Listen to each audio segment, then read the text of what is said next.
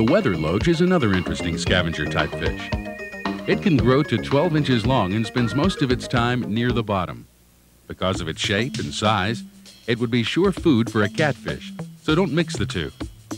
Both mosquito fish and weather loaches can survive mild winters. Plecos and apple snails can also be kept in a garden pond during the summer months, but need to be taken back inside before winter. Other snails, such as the ram's horn snail, are fine in the pond all year. These snails multiply quickly, but are also eaten by fish. They will do a little to help keep algae down. When choosing new fish for your pond, you should only buy healthy-looking ones. Their fins should be full, not torn or deteriorating. Their scales and colors should be rich, with no signs of fungus. They should look alert and active, not droopy or sluggish. Any sudden changes in pH or water temperature can send a fish into shock, which will weaken its immune system or even kill it. So when you get your new fish home, you should first float the bag in your pond for 15 minutes. You should then open the bag and let a little of the pond water in. Close it back up and wait another 15 minutes. Now your new fish are acclimated to your pond water and are ready to be released into the pond. Here are some water conditions that must be observed if you plan to keep fish in your water garden.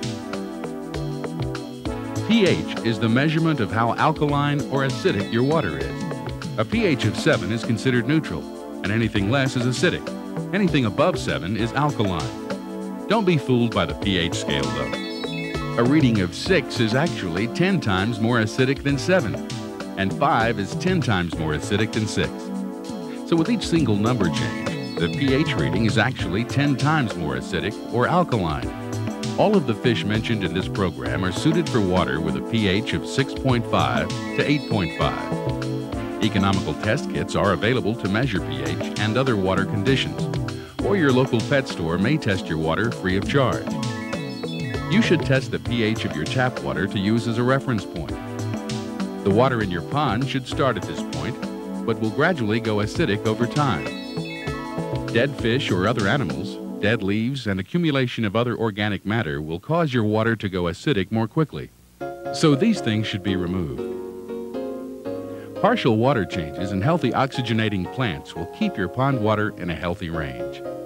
Lime found in exposed cement and rocks containing limestone will make your water highly alkaline, as will coral rock or excessive growths of algae. Ammonia is a waste product produced by fish that is highly toxic to them. A healthy biological filter will keep ammonia down to a safe level. Helpful nitrifying bacteria living in the biological filter break down the harmful ammonia into nitrite, which is still toxic to fish. Other helpful bacteria will convert the nitrite to less harmful nitrate, which is absorbed by plants as food. You should check the ammonia and nitrite levels in your pond regularly if you're keeping fish. These levels should both be at 0 for a healthy pond. If the readings are above 0, you're in need of a biological filter to bring these levels down. You also may have overstocked your pond. As a general rule, you should have no more than 1 inch of fish for every 4 gallons of water. To calculate the volume of your pond, multiply the length by the width by the depth in inches to give you the number of total cubic inches. Now divide this by 231, which is the number of cubic inches in a gallon of water.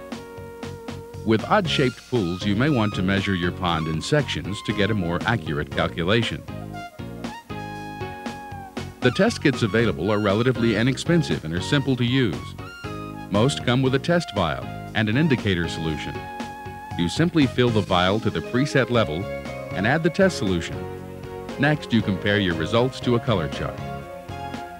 The best way to ensure a healthy pond is to change 20% of the water once a month. Simply pump out 20% of the old pond water and refill it with tap water. Be sure to treat the tap water with a water conditioner to remove any chlorine. Be careful when changing more than 20%. The pH and temperature of your tap water may not be close to that of your pond water. Any sudden changes can cause problems for your fish. Refilling water that has evaporated isn't considered a water change because only the water evaporates. Toxins and minerals are left in your pond to accumulate.